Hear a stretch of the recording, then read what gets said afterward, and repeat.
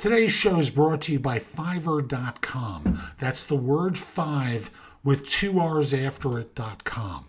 Fiverr is a site for freelance work. You can hire freelancers to do a variety of things for you.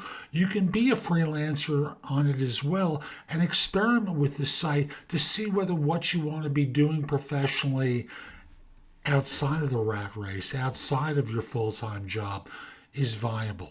It's basically a site where they'll do the billing and collection for you and pay you it once they've received the money.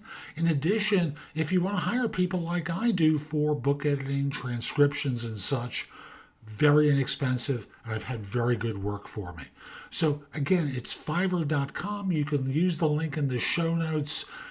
Frankly, you'll get a good deal from it if you do that. Now, let's get going. This is No BS Job Search Advice Radio, episode 2093. It's Friday. I'm entitled to fool around a little bit. I'm Jeff Altman, the Big Game Hunter, and welcome. Today's show is one where I'm continuing the series about preparing to job search. And no matter where you are in the process, this is an important one to do in advance of getting an offer, like not waiting until the last minute and going, oh my God, I can't find them. Hope you find them. Let's try that again. Hope you find this show helpful. Hope you give it an honest review wherever you listen to the show. It does help other people discover it. And, it gives me feedback on what people like about the show, what they don't care about it. And, thank you. I appreciate you doing that. Also want to suggest connect with me on LinkedIn at linkedin.com/IN/the Big Game Hunter and mention that you saw this, or I should say, mention that you listened to the show, because I like knowing where people are coming to me from. And now we'll be back in just one moment. If you're going to start a business for yourself, a side hustle or an actual all-out business, it's important that you set yourself up the correct way for tax purposes. Incorporate.com, great service. I used it myself to start my business many years ago. It will allow you to set up a C Corp, an S Corp, an LLC, or a nonprofit all through the web. They'll answer questions for you. They're not legal experts. You should have one of your own, but they make the process of setting up a business very easy. So use the link in the show notes to go to Incorporate.com. It will help you a lot. And we'll be back in just one moment.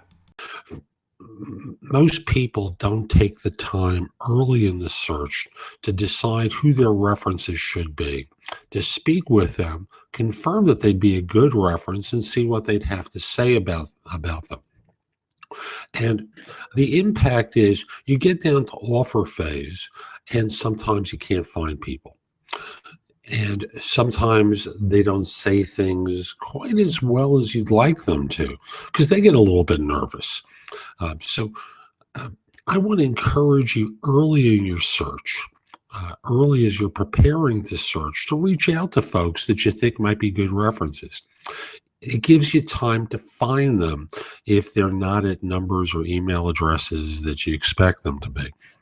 It gives you time to speak with them in advance and say, look, I'm up for something now.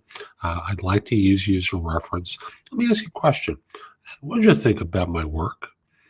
And kind of hear what their answers might be. And you can go through, you can do a Google search for different typical questions you might ask in a reference check, so that in this way you can hear what they might say to a typical reference call, and then perhaps redirect them.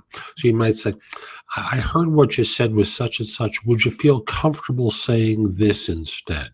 And I'm not asking you to ask them to lie, but I'm asking you to perhaps help them with languaging what they're trying to say to put you in the best possible light. Because if they do a half-assed job, if they do an average job about promoting you, sometimes firms will go to their second choice. rather than you. Or if they do make the offer to you, sometimes it's not quite for as much money as you might be looking for. So that's why references and preparing your references in advance is so important to you. Now, what I've always encouraged people to do is when other folks leave an organization, I want you to make sure you have a personal email address and a phone number for them. So when the word gets out that they're looking, or that they're leaving, I should say, you're collecting that data all the way along the line. So with every person that's leaving, where are they going to? So that way, that's another way that you can find them in the future, right? A personal email address for them, phone number. 3 ways that you can get in touch in case you need them. So again, figure out your references, talk to your references, and prepare your references way before you need them. So that's today's show. I hope you found it helpful. And if you did, I've got a lot that's in the show notes that will help you. Go there, take a look at some of the things I highlight. I know it can help you with your search. But I want you to do one thing for me, and that is put in your phone thebiggamehunter.us, Jeff Altman, my name. And when you need help, when you need advice, when you have a question, come over to the website, go exploring in the blog, contact me for coaching or because you have a question. I'd love to help you. In the meantime, I hope you have a terrific day, and most importantly, be great!